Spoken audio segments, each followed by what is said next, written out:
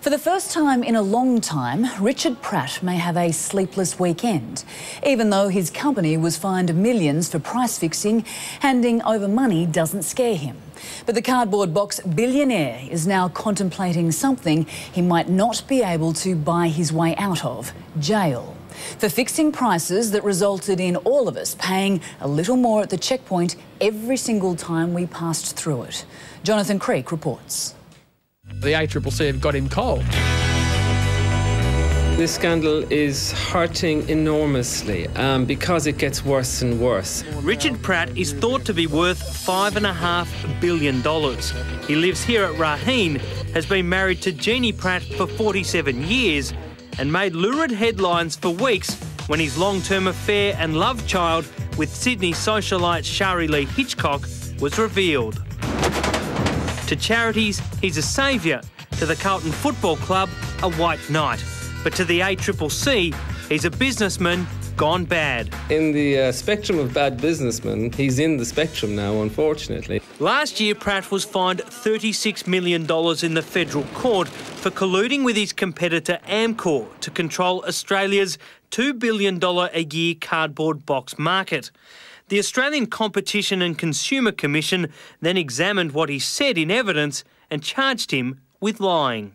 Well, I can't believe that he wouldn't go to jail for running a cartel, but he now could go to jail for simply lying about the cartel. In the court of public opinion, the jury is split.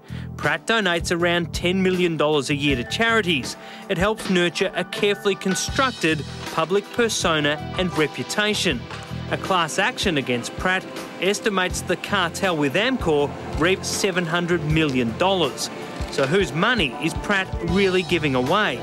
Yours and mine, every time we visit the supermarket.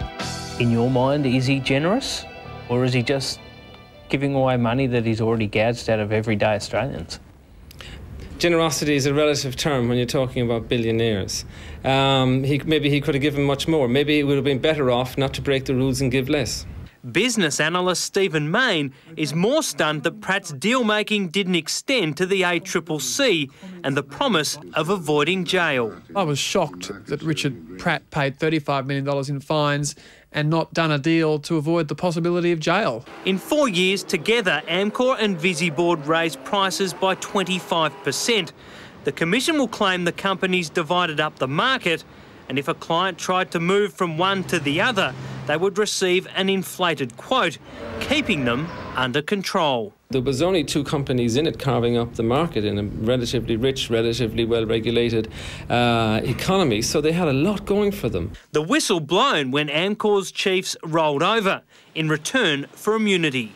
James Kirby from the Eureka Report has written a biography on Pratt. I think it's the biggest scalp they ever got, actually, Richard Pratt, in terms of public profile. If found guilty, Pratt could face 4 years in jail.